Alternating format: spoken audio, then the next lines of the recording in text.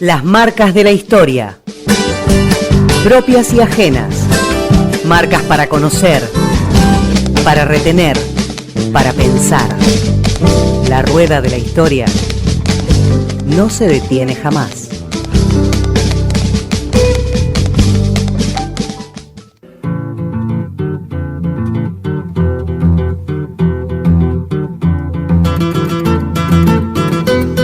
El recuerdo del último golpe de Estado que tuvimos en nuestro país, aquel nefasto 24 de marzo de 1976, preparé una especie de raconto de los distintos golpes de Estado que ha habido en este subcontinente americano, Latinoamérica en realidad, desde 1948 hasta prácticamente nuestros días, y que todos ellos fueron apoyados por el gobierno de los Estados Unidos de América del Norte.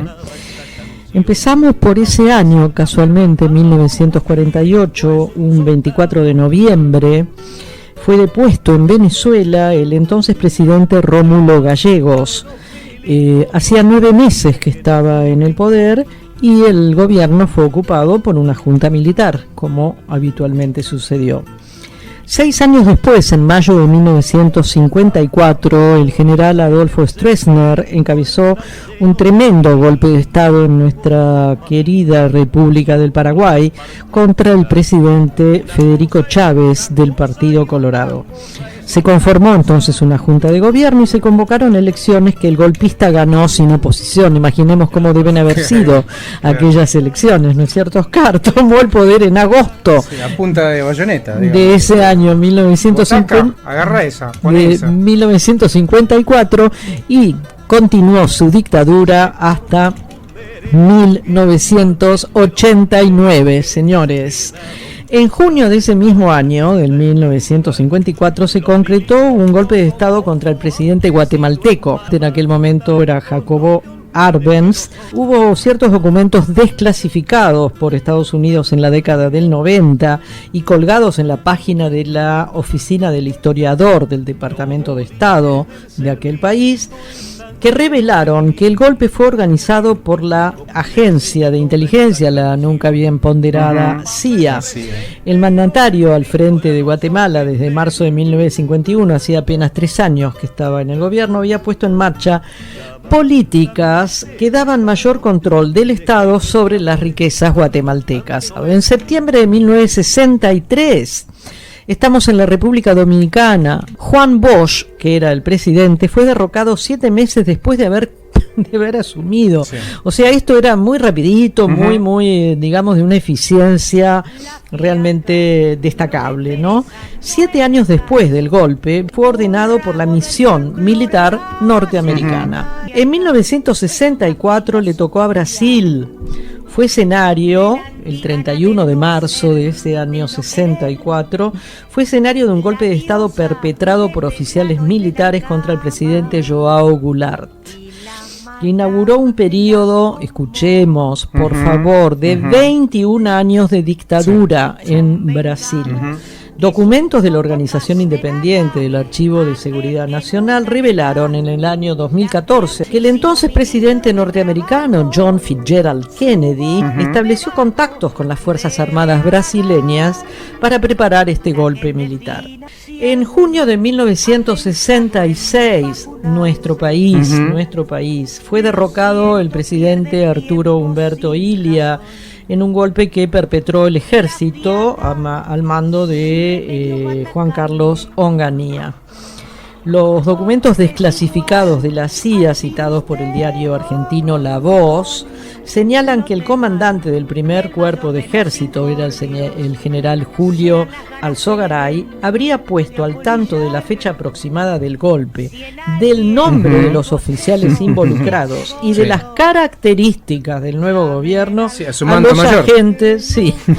a los agentes de la nunca bien ponderada CIA de los Estados Unidos. Bien, llegamos a el peor de los peores golpes de Estado, que fue el 24 de marzo de 1976, también en nuestro país, 10 años después de aquel de Onganía. Se produce este otro golpe, esta vez contra la presidenta constitucional María Estela Martínez de Perón, que había asumido la presidencia después de la muerte del general Perón, que era el presidente por tercera vez. Los preparativos del golpe están listos. Los buques y los integrantes de la Armada ya han sido desplegados en puntos estratégicos a lo largo del país para controlar posibles disturbios después de la toma de poder. Esto lo dice uno de los informes desclasificados en el año 2016, hace apenas 3 años, por la nunca bien ponderada CIA. Bien, que esta señora envió al entonces mandatario estadounidense, el señor Gerald Ford, el 5 de marzo de 1976, 19 días antes, ¿sí? De aquel nefasto 24. Hacemos un saltito hacia atrás, vamos al año 71, el 21 de agosto, estamos en Bolivia ahora. El militar Hugo Banzer Suárez encabezó el golpe de Estado contra el también militar Juan José Torres, quien, este señor Torres, es recordado como un nacionalista y revolucionario boliviano. Varios documentos desclasificados. A mí siempre me queda la pregunta, Oscar, ¿de qué hablamos cuando hablamos de documentos desclasificados por la CIA? Muy bien. No sé de qué hablamos, pero yo lo digo igual porque así están los textos, ¿sí?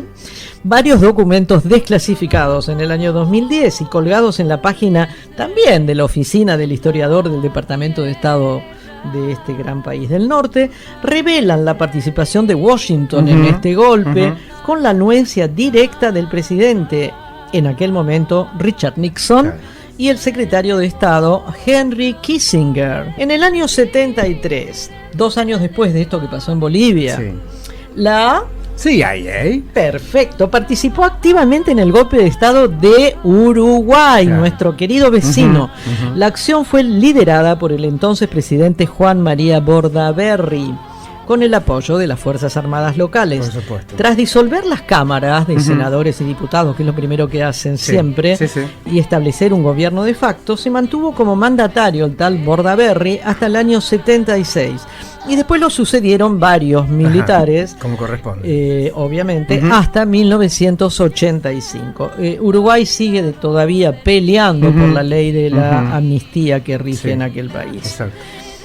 Otro hecho lamentabilísimo, durísimo, cruento, Chile, 1973. Otra vez los documentos desclasificados entregados al Museo de la Memoria. ¿Por quién? CIA. Perfecto. Y publicados por el Archivo de Seguridad Nacional, revelaron que Estados Unidos intervino nuevamente, miren ustedes, qué novedad, en la desestabilización del gobierno de don Salvador Allende. Y en su derrocamiento aquel 11 de septiembre de 1973. El 15 de octubre del 79, en El Salvador, no han quedado país. ¿Te das cuenta, Oscar, que no ha quedado país? El 20 de diciembre de 1989 le tocó a Panamá, operación que se denominó, miren, escuchen el nombre, Causa Justa. Causa Justa. Y que tenía, por supuesto, como objetivo derrocar al presidente, que era Manuel Noriega. En el 92 le toca a Perú. Este fue Luis Alberto Fujimori, que hace un autogolpe, el señor. Hace un autogolpe, ¿no? De Estado en su país, que por supuesto lo respaldaban las Fuerzas Armadas locales. Disolvió el Congreso, bueno, lo de siempre. En el 2004 le toca a Haití, pobre Haití.